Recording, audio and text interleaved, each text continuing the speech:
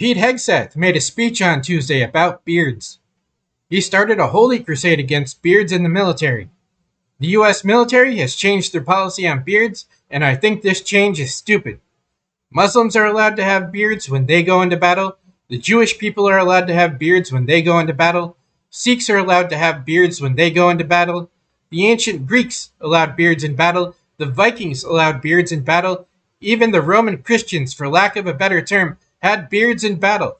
But somehow American military personnel aren't good enough to have beards in battle, even though beards were perfectly fine for the people that fought in the American Civil War. According to Pete Hegseth, beards in the U.S. military are a sin. I am not in the U.S. military, so this should not be a big issue for me. However, my people have been fighting for beards in the military for decades.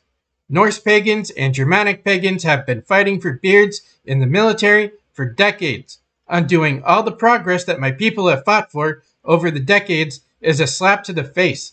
It's a slap to the face for every religion and people group that view beards as sacred.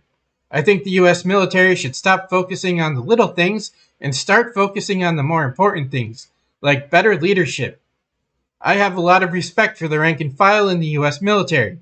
I went to a college with half the student population being military personnel, and some of my professors were also in the military.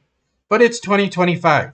The U.S. military leadership still has no answers for why thousands of American lives were sacrificed in Afghanistan. How about the government stop attacking beards and hire competent leadership? The rank and file are awesome, but the leadership is problematic.